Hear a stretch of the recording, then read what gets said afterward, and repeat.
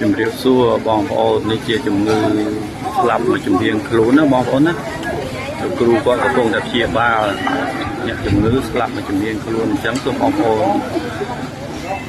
chặt na video đi đôi tỏ từ bong bò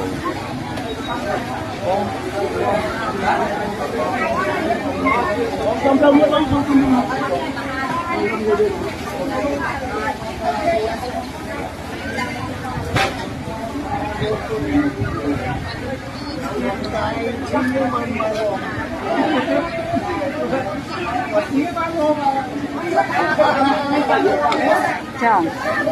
chọn sau công trong đó là gì